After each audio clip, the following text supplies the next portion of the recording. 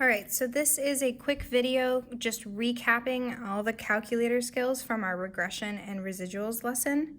So the first thing you need to do when trying to calculate a regression line, create any sort of plot or scatter plot, or create a residual plot, is you need to have some data in your stat list. So the button that says stat on it brings up this three-tiered menu. The first tier is edit. The first option under edit is edit, and that will open up my stat list. These lists function essentially like the columns in an Excel spreadsheet, and I can navigate through them. If I have something in a list that I don't want to be there anymore, say you have some old data, to easily clear a list, highlight the very top where it says L sub 3. I highlight L3 and I hit the clear button. Never hit delete. That will cause problems. So if you run into those issues, come talk to me during your test or during class, whenever. But always just use the clear button. Don't delete your list, clear them out. You want them to still exist. So I have some data in L1 and L2, and I encourage you to actually enter that data in your own calculator. So I'm going to zoom in just for a second, pause, and enter that into your calculator. So we're going to work with this data to calculate a regression line or model. It may not be a line. And I'm also going to create a residual plot. So the first thing I do when choosing a model, if I'm not told what kind of model to use, is I'm going to actually go plot this data. Now usually when we create a graph, we go to the y equals, and you see up top plot 1, plot 2, plot 3. Those are our stat plots. They allow us to turn on the plots that go with our statistics in our list, but we can't do anything about them from the y equals list. We have to go to the stat plot menu. So if I hit second y equals, I get stat plot. And I have 3 plots, so I'm going to hit enter on the first one, and I'm going to turn it on. It's currently off.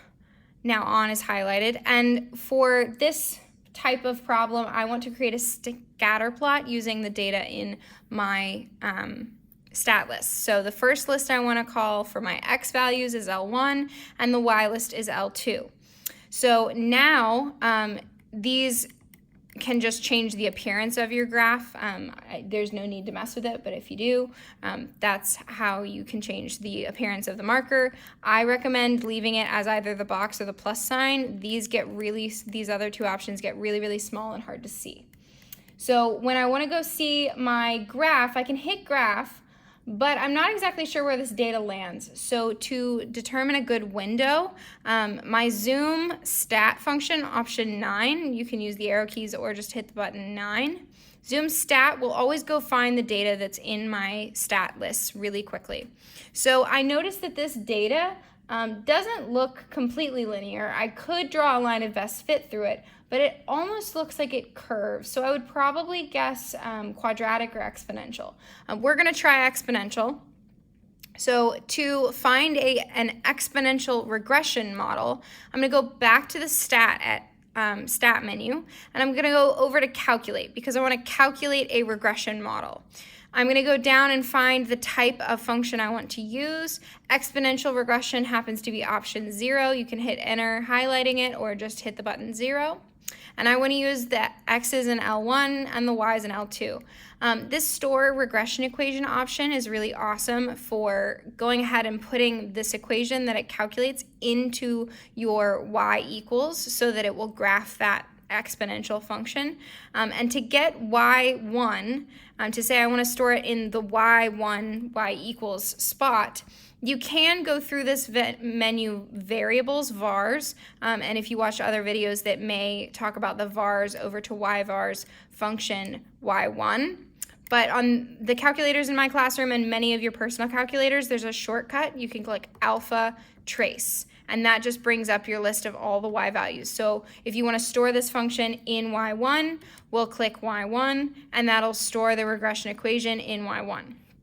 Now when we go down, we highlight calculate, we hit enter, we wait for the calculator to do its thing, and it calculates A and B and our function. Now this calculator does not have its stat diagnostics on, so it doesn't show us R or R squared right now. If you'd like to change that, you can go to mode and scroll down to where it says stat diagnostics and highlight on, hit enter.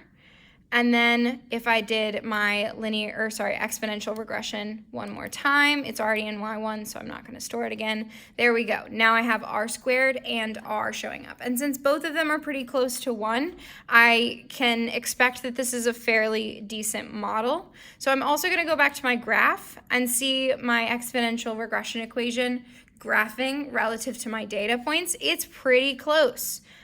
So I see that that looks visually pretty good, and I have the measure of r and r squared to tell me that it's a decent model, but the College Board exam cares about one piece of evidence to call something a good model the most, and that is the residuals and residual plot. So let's find the residual plot. To do this, I'm going to turn off my regression equation. I want it to still be in y1 because I'm going to reference it later, but I'm going to turn it off so it doesn't show up on my graph. I'm also going to go to my stat plot and change what I'm plotting. Instead of plotting my data in list 1 and list 2, I want to plot x list 1 and the residuals of the function. So to find that, I'll hit second stat. And option 7 is residuals. Now that's only going to show up if you have data in your your list 1 and list 2, and if you've recently done a regression. So this resid function is going to use your latest regression model. If you've done a linear regression, but you're trying to find the residual plot for an exponential model, you need to go do the exponential model's regression again because it's only going to use your most recent regression. So then if I hit graph, I notice I don't see anything. That's because I'm looking at the window for the data values, but the window for the residual plot is somewhere else. So I'll hit zoom 9 again, and it will find my residuals.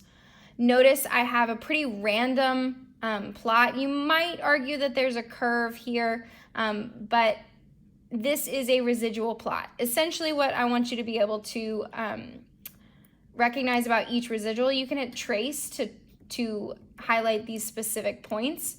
Notice if there's a point above the x-axis, the y value is positive. That says our residual, which is calculated by finding the difference between the actual and predicted values. If it's positive, that says the actual value was greater than the predicted value from my exponential model. So if you want to talk about what this particular residual means, that my model underestimated the actual value. The actual value is higher, my residual is positive, it is above the model, so the model underestimates what the data actually was at that point. At x equals 3, it is very, very close. Notice the y value is not 0, but it is very, very close, and it's positive, so it just by a little bit underestimated the value of the data, but it was a very, very good estimate at that x value.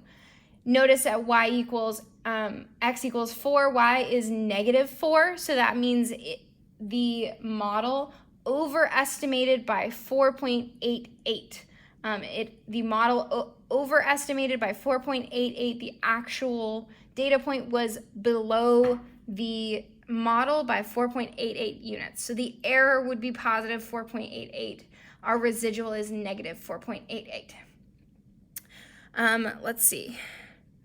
Another way you can find your residuals is manually through your stat plot. So if you can't do the regression for a particular function, but you're given a function model, if you put that function in y1, you can reference that function by using our alpha trace option. So when I go back to my stat lists, I can calculate in one of my lists the values of my regression function at the x values in my lists.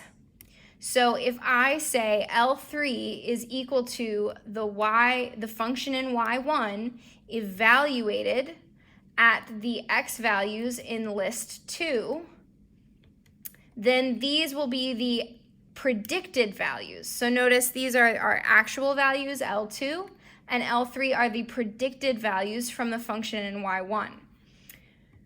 if I want to find the residuals, I know it's the difference between L2 and L3, the actual minus the predicted. So if I go to L4, I highlight L4, I say L2 minus L3, I hit enter, there were my residuals. If I go to my second y equals for stat plots, instead of my y list being residuals, I can make that y list second list 4, which is where I calculated my residuals more manually rather than using the built-in calculator function. And then graph, I may have made a mistake. Something is not functioning correctly. So it should have been the same graph. So I'm going to go back in, make sure this is calculating correctly. L3 should be Y1 evaluated at L1. Is that the correct model? That is the correct model. So when I go to stat, edit, that looks better. L2 minus L3. There we go. So those are the same residuals. When I hit zoom 9, there we go. That's the same residual plot we had before. So there's two ways to make a residual plot. The first way is faster and the one I most of the time recommend. But if there is a function that the question gives you a function and asks you to calculate the residuals based on that function, the second method can be more helpful if you can't get that exact function from your calculator's regression features. All right, study for your test, study for your midterm, and I'll see you later.